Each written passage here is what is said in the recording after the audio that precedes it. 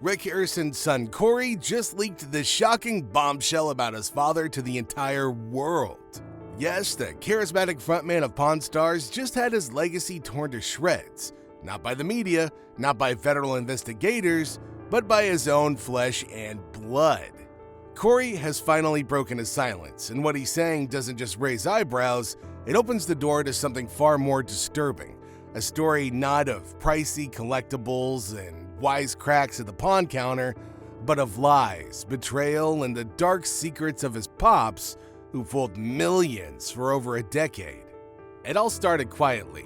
Whispers, rumors, a few odd sightings, but everything came crashing into the public eye on what began as just another morning in Las Vegas. At around sunrise, black SUVs rolled up outside Rick Harrison's estate. Federal agents in tactical gear swept the property with purpose. There was no warning, no public statement, just a warrant sealed by a federal judge and a raid that had been in the making for over 16 months. Neighbors described the scene like something out of a movie. Agents with drawn weapons, sealed crates being hauled out of the mansion, and teams entering what looked like hidden access points around the property. This wasn't some fishing expedition. They knew exactly what they were looking for. According to internal sources, the raid was triggered by a tip, anonymous but detailed. It mentioned a shipment, a crate. Something was delivered discreetly to Rick's home weeks earlier. When agents finally got into that crate, what they found stunned even seasoned investigators. Foreign currency, unregistered firearms, and a stash of documents linking Harrison to individuals with known ties to organized crime syndicates. But this was only the beginning. Inside the house, agents discovered hidden rooms behind bookshelves and false walls. Not panic rooms or storage closets, rooms filled with safes, surveillance footage, ledgers, and encrypted hard drives. There were blueprints for something massive, something off the books, and most chillingly, references to human trafficking operations connected to Eastern European and Central American networks. For days, the media speculated. The internet exploded with conspiracy theories, but none of them came close to what was revealed next. Cory Harrison stepped forward, and instead of defending his father, he torched him. The interview wasn't staged. It wasn't glossy. Just Cory sitting in a small room, his hands trembling slightly as the weight of what he was about to say settled on his shoulders. "I can't carry this anymore," he began. "I grew up watching him lie, I lived in that lie, and I let it go too far." He described years of mounting suspicion, late-night disappearances, the strange visitors, men who never gave names, who came in through the back door of the pawn shop, stayed for hours and left without saying a word.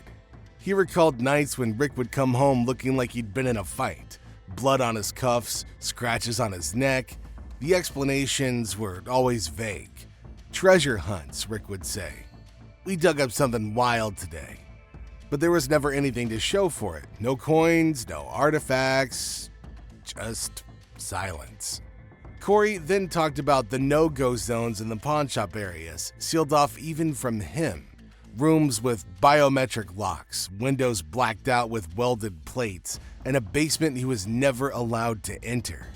"I used to think it was paranoia," he admitted, "that he was just protecting rare items or something valuable, but now I know what he was hiding."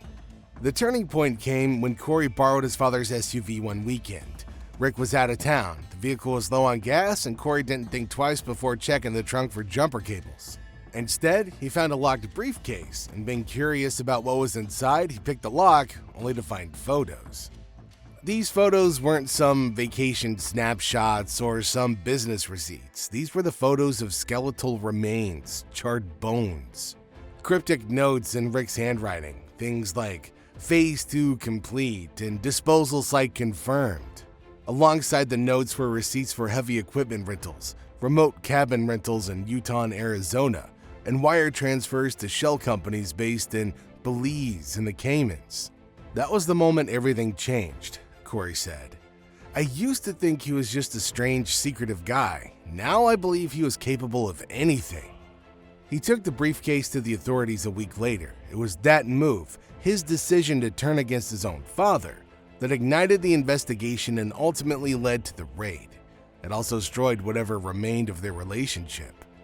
But Cory didn't stop there. He told investigators about things he'd seen as a kid, such as unmarked boxes being delivered to their old home late at night. He remembered waking up once to find Rick burying something in the backyard, only to claim it was time capsules for the shop. He recalled hearing phone conversations in foreign languages, threatening tones and cryptic statements like, "Make sure it doesn't talk and it'll look like an accident." Cory even admitted he was scared to speak up for years. "He was my dad," he said. "I thought if I just stayed out of it, it would go away." "I didn't want to believe any of it was real, but it was. And now I have to live with what I didn't stop." The aftermath has been swift and brutal. Rickharrison was arrested without bail, and now he faces a list of charges that reads like an unhinged troublemaker: money laundering, conspiracy to commit human trafficking, illegal arms dealing, and obstruction of justice. The FBI sources have sealed their mouths shut, but insiders say the case is sprawling, with evidence implicating multiple figures in the Las Vegas underground economy. Pawn Stars has been pulled.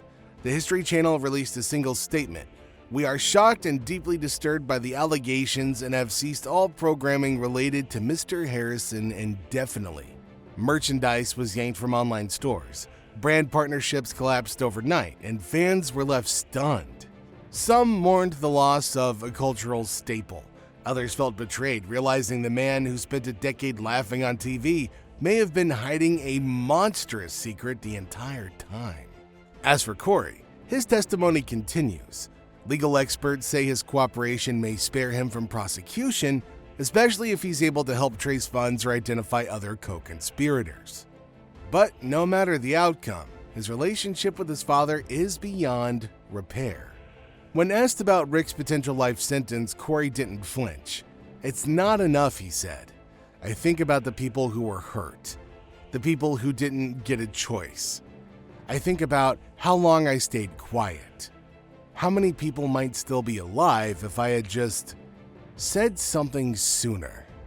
That guilt, it doesn't go away." He added, "He fooled everyone, but I saw the cracks. I lived inside that house. I saw the monster before anyone else did."